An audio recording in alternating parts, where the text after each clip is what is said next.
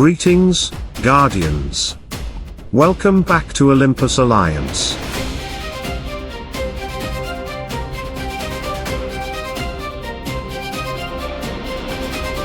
Over the last few days, we have given you everything we could about Crow. His skills, his build, his relics, his teams, his counters, and the final verdict after testing him across multiple matchups. But before we close this chapter and move forward, there are 3 important tips we want to leave with you, because Crow is not a hero you simply place inside any random team and expect maximum results. Crow is an amazing hero, but to unlock his full value, you need to understand what his entire kit is built around. Silence. Everything Crow does becomes stronger when silence is active on the battlefield. His control becomes more consistent, his damage increases, his relics gain more value, and the enemy team has far fewer opportunities to play the fight the way they want. And that brings us to tip number 1. Do not simply put Crow into a team. Build the team around Crow. The more silence you can keep active during the battle, the more dangerous Crow becomes. Heroes that apply silence or extend control windows are not just useful partners, they actively strengthen the way Crow wants to play. That is why Thea becomes such an interesting partner. She helps maintain silence, which gives Crow more opportunities to trigger his own mechanics and keep the enemy under pressure for longer. Julius is another excellent partner, not only because he absorbs a huge amount of damage and creates shields, but also because he helps clean negative effects from your own team, allowing Crow's side to function more safely while the enemy struggles under control.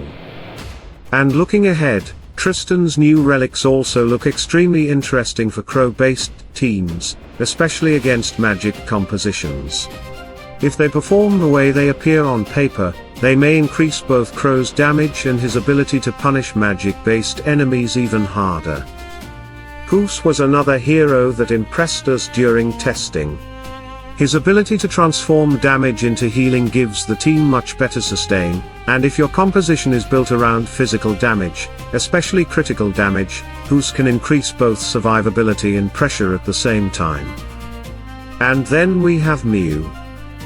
Yes, Guardians. Mew. Because while Crow works around control effects like silence, Mew brings negative effects such as blindness into the fight.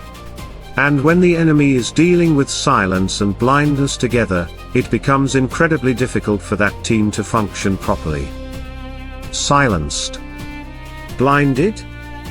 Unable to cast. Unable to hit properly. That is simply too much pressure for many teams to handle. And that leads us perfectly into tip number 2. Crow loves control-based teams, but you must also respect the heroes that punish control-based teams. One of the best examples is Soleil. His skill, Mark of the Ancient God, is perfect against teams that use many abilities and control effects. It applies a mark to the central enemy, causing damage whenever that enemy uses abilities, and even more damage when enemy heroes use control abilities. Against a team built around control, this can become extremely dangerous very quickly. But Soleil is interesting because he can work both ways. As a partner, he can punish enemy control teams and add even more pressure while Crow keeps them disrupted. As an enemy, he can become a real problem if your Crow team relies too much on constant control activation without enough protection. And then there is Halo. This skill protects the frontmost ally, reducing incoming damage and reducing it even further when attacks penetrate armor. But the most important part is this: the hero protected by Halo cannot be stunned, blinded, or silenced. And if an enemy tries to apply those effects, they rebound back onto the enemy for a few seconds. That is massive. If Soleil is on your side, Halo can protect one of your key heroes from enemy control. But if Soleil is on the enemy team, he can reflect Crow's own control pressure back against you. So tip number 2 is simple: When you build control, always check what can punish control. Crow is powerful, but smart players will look for ways to turn your own mechanics against you. And finally, tip number 3. Crow's relics matter. We have said this many times, and after all the testing, our opinion has not changed. Crow is already an amazing hero without max relics, but his level 30 relic is what truly separates him from being a strong control hero and becoming something much more unique. Since the release of damage over time mechanics, heroes like Iris and Tempest have become extremely dangerous to almost every team. Iris especially became one of the strongest heroes in the game because she no longer depends only on max relics to destroy teams. Her damage over time can do enormous work by itself. But Crow's level 30 relic changes that interaction completely. As long as the condition is active, Crow removes and denies debuffs and curses. That means Iris damage over time cannot simply touch him the same way it touches other teams. But Guardians, listen carefully. Do not make the mistake of thinking Iris is gone. That will never happen. Iris is still an incredible hero. Tempest is still dangerous. Damage over time is still one of the strongest mechanics in the game. What Crow does is not erase those heroes from the meta. He gives you a powerful answer. And that is exactly why, when many of you ask us in DMs which hero deserves relic investment, especially if you are sitting on thousands of relic shards, Crow has to be part of that conversation. And by the way, thank you to everyone who messages us. Even with our busy schedule, we love talking with you, exchanging ideas, and hearing what you are testing. So never be afraid to reach out.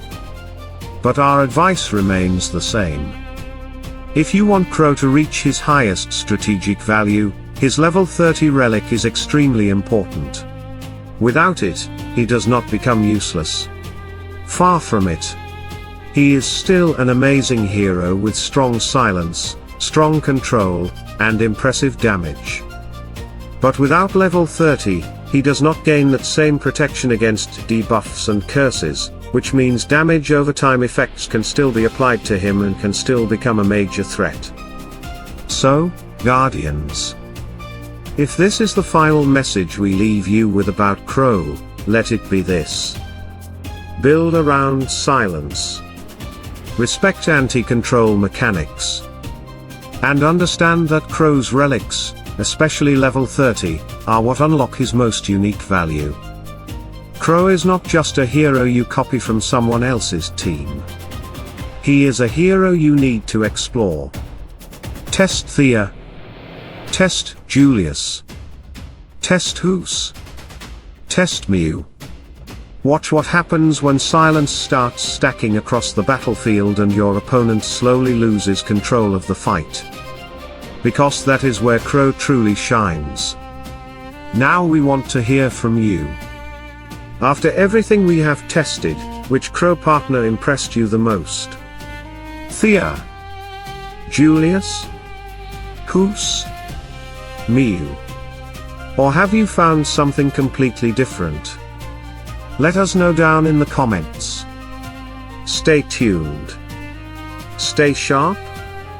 And, as always, salute and friendship.